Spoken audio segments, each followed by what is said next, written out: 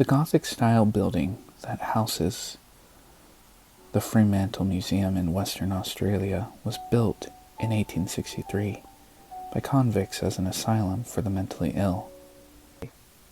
During its heyday, it was crowded with these sufferers. Among them, who were criminally insane. In 1963, when the vacated buildings were turned into a museum and art center, the rooms were enlarged and modernized and used to display historical relics. Despite the renovations, the ghosts of those who once lived and died here still seem to haunt the halls. Papers, mops, and dusters are sometimes snatched from the hands of employees and tossed around the floor. Knocking is heard in the walls. Footsteps echo up and down the halls. But the most terrifying things happen in the Discovery Gallery on the second floor. Its story is a dark one. It once contained a block of 8 small cells in which violent patients were housed. One of the cells had been preserved to show how badly the criminal insane were treated in the past. The small, cramped cell is equipped with a heavy wooden door that was bolted from the outside. One day in the late 1970s, a school teacher was taking a group of students through the museum. As she entered the Discovery Gallery, she suddenly began to shove, push, and struggle as though she were being attacked by an unseen assailant. All the while she was unable to speak or hear the questions of her terrified students. At last, a museum official was able to lead the teacher out of the room. The story of the teacher's experience came to the ears of a brash young man who had just been hired by the museum, and he was visiting it for the first time. We'll call him Alan. He decided he would prove that there were no such things as ghosts by going to the Discovery Gallery and even entering the model cell. But he had no sooner entered the gallery than he began gasping for breath. He raced down the stairs and out of the building, where he became violently ill. Alan stayed away from the museum for 2 months, claiming illness. When he returned, he was just as determined as ever to prove the gallery had no ghosts.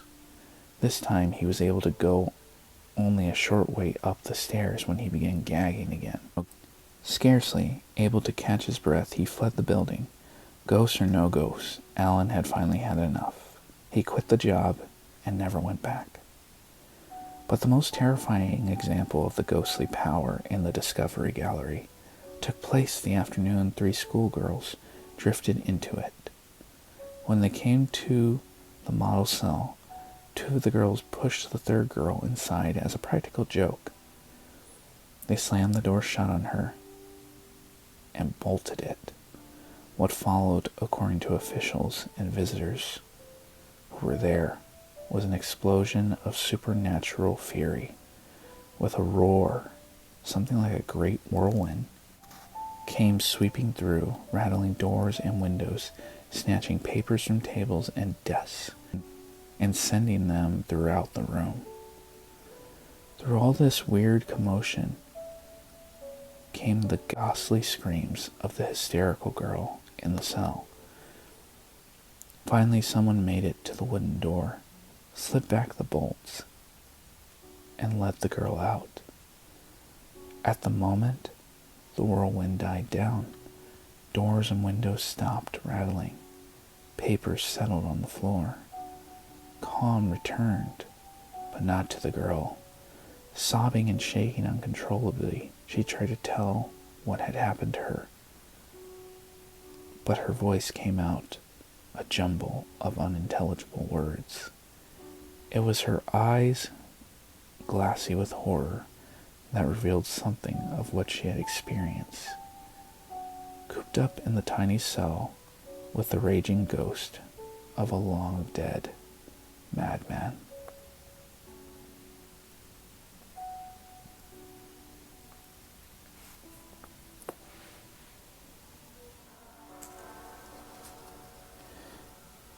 Many small children can see ghosts that the adults around them cannot see. Usually, they do not speak of these visions, for they have learned that grown-ups will rebuke them, will tell them they are making things up. Irma was 5 years old in the summer of 1936. She and her family were staying at a resort hotel in the Canadian Rockies. One day, two beautiful young people checked in. The man was tall and solidly built. The woman was short and slim. They seemed very much in love. The gossip went that they were on their honeymoon. Irma was told they were champion swimmers and had come here to put the final touches on their training for the Olympic Games, which were to be held a few weeks later in Berlin. They would go off every day and swim in the surrounding lakes and rivers. One morning at breakfast, they mentioned that they were going to swim to a small island not far away. A waiter, who lived year-round in the area, overheard them and warned them to be careful. There was a very strong whirlpool near that island, with a powerful undertow.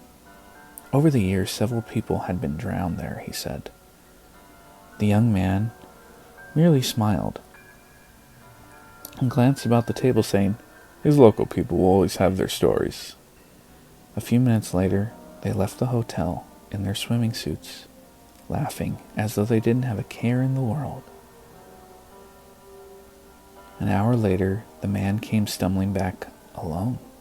He seemed exhausted and in such a dire emotional state that he was weeping and throwing up. He gasped out a tale that his wife had been caught in the whirlpool and that he had been unable to find her. The entire hotel was thrown into a frenzy of anguish. A search party was organized, but the young woman's body was never found. Little Irma had a question all her own, for when the man returned, she could see his young wife standing behind him. She was wearing a wet bathing suit and was doubled over, as if in pain. She was crying, "How could you? How could you?" Irma tagged along with the search party, and all the time she could see the drowned woman behind her husband, tears running down her cheeks. Even when the group returned to the hotel, the little girl could see the young woman a few feet from her husband. This continued all summer for Irma. She could stand on a high place near the hotel and look across the water at the island. She could see the young woman on its shore, bent over as though in pain, as though she had been hit in the stomach. And even at that distance, Irma could hear her cry, "Why did he do it? I loved him."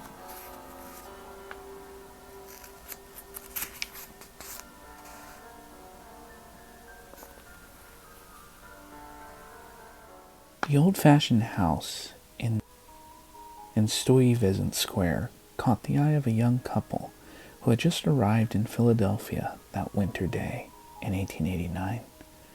They bought it and moved in with their little 6-year-old daughter.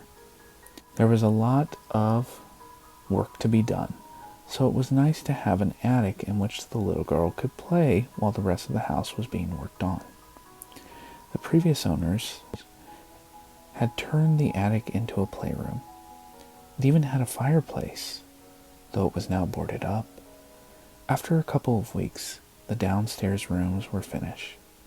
The mother, realizing she hadn't seen much of her daughter in the past fortnight, planned to spend more time with her.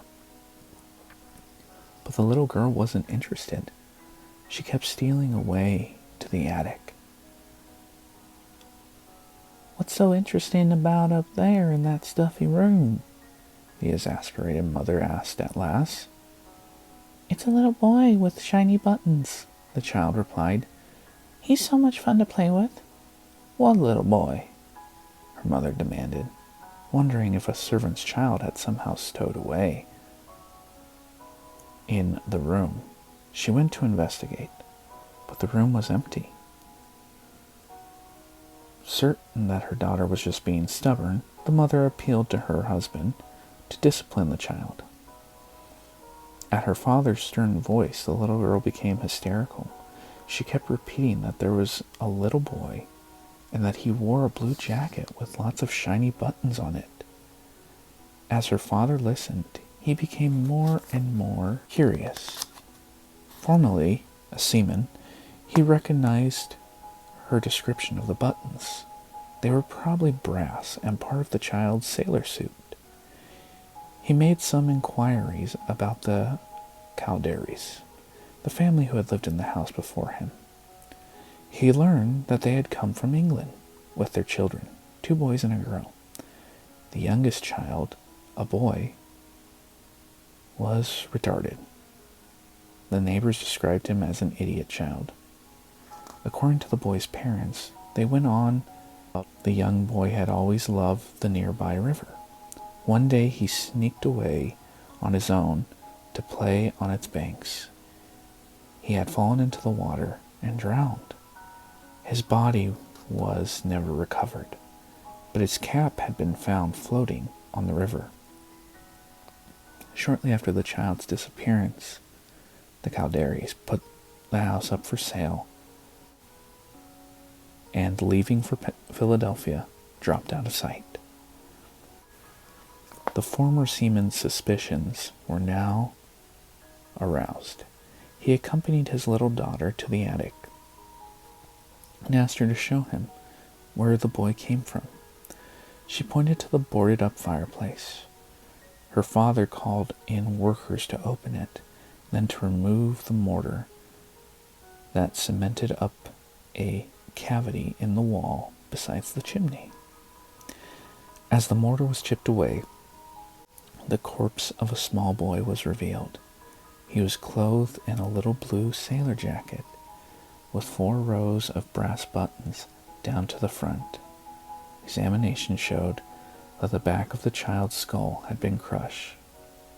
No accidental drowning. Cold-blooded murder. Sometimes a ghost will stay in our physical world to see that justice is done, that its good name is cleared. Richard Tarwell was such a ghost. Tarwell, a 14-year-old boy who worked in a kitchen in a large country house in England in the year 1730. The owner, George Harris, also had a house in London. One day, Harris received a message from Richard Morris. The butler of his country home. Morris said, "Sir, the house had been broken into last night, and a large amount of silverware had been stolen." Harris returned to the country house and got the whole story. Morris then said, "I awakened in the middle of the night by a noise. I hurried up to the pantry where the silverware was kept and was confronted by 2 rough-looking thieves. With them was the young boy Tarwell, who appeared to have let them in. The men overpowered me and tied me up. Then they and the boy removed all the silver and left for parts unknown. I had been found by my fellow servants the next morning, none worse for wear." Some months later, George Harris awoke to see a young boy standing by his bed. He realized it was Tarwell. He presumed that the boy had been hiding in the house since the robbery. The boy said nothing, just beckoned. As the lad moved, making no sound at all, Harris realized he was seeing a ghost. He followed the boy out of the house to a large oak tree. The ghost pointed to the ground and then disappeared. The next morning, Harris had workmen dig where the ghost had pointed. They found the body of Richard Tarwell. Police were called, and they interrogated the butler, who confessed. He was a part of the robbery plot, having let the thieves in himself. While they were taking the silver, the boy Tarwell had heard a noise and investigated. One of the robbers struck the boy and killed him. To cover the crime, they buried Tarwell and tied up their accomplice, the butler, to hide his participation in the robbery.